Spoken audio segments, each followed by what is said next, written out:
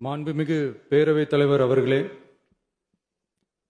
முதலில் நம்பிக்கை தீர்மானத்தில் மக்களுக்கான இந்த ஆட்சியை, மனசாட்சி உள்ள மக்களாட்சியை ஆதரித்து வெற்றி பெற செய்த மாண்புமிகு உறுப்பினர்கள் அனைவருக்கும் நெஞ்சார்ந்த நன்றியை நமது அரசின் சார்பாக தெரிவித்துக் கொள்கிறேன்.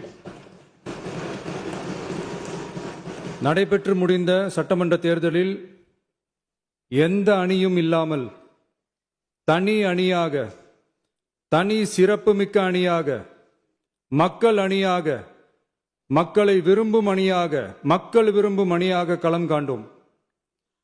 1967 and 1977 தேர்தல்கள் வாயிலாக அமைந்த சாமானியர்களின் அரசை போலவே 2026 சட்டமன்ற தேர்தல் வாயிலாக தமிழக வெற்றிக் கழகமும் சாமானியர்களின் அரசையே அமைக்கும் என்று மக்களிடம் தீர்மானமாக கூறினோம். மக்களும் நம் மீது நம்பிக்கை வைத்து தீர்மானமாக வாக்களித்தனர். வாகை சூடும் அந்த வரலாறு திரும்பியது.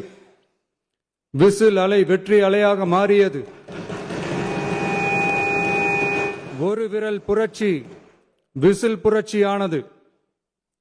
கட்சி ஆரம்பித்த 3 ஆண்டுகளுக்குள் 34.92% 1,72,26,208 வாக்குகளை மக்கள் தந்தனர்.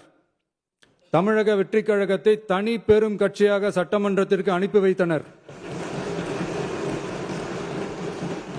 கட்சி ஆரம்பித்த 3 ஆண்டுகளுக்குள்ளேயே மிக மிக சிறிய அளவில், ஒரு நூல் இழைவில் தனி பெரும்பான்மை கொஞ்சம் தள்ளி போயிருக்கிறது.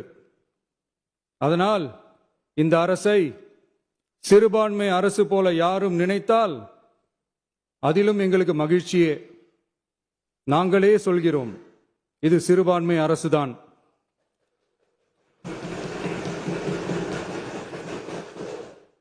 சிறுபான்மை மக்களுக்கான பாதுகாப்பை உண்மையாக நிலைநாட்டும் அரசுதான்.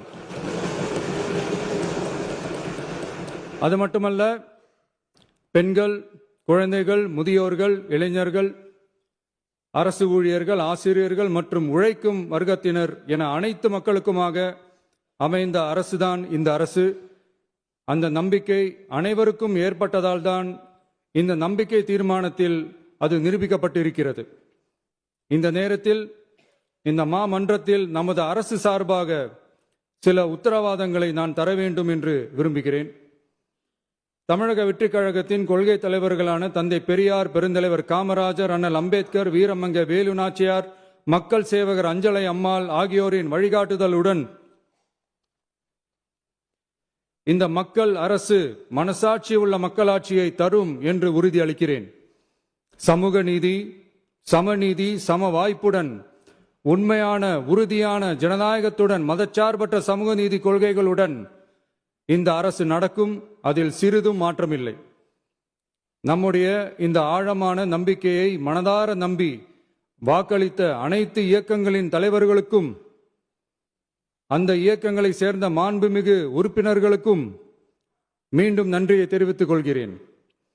எம்மதமும் நம் மதமே, எல்லா மக்களும் நம் மக்களே, இதில் வாக்களித்தவர்கள், வாக்களிக்காதவர்கள் என்ற பாகுபாடே இருக்காது. இது எல்லோருக்குமான அரசு. இது சாமானியர்களுக்கான அரசு. இது சாதி மத எல்லைகளை கடந்த அரசு. இது பாகுபாடு காட்டாத அரசு. இது பண்பாடு காக்கும் அரசு. இது பண்பட்ட அரசு. அரசியல் காரணங்களுக்காக யாரையும் எதற்காகவும் புண்படுத்தாத அரசு. இதையெல்லாம் போக போக புரிந்து கொள்வார்கள்.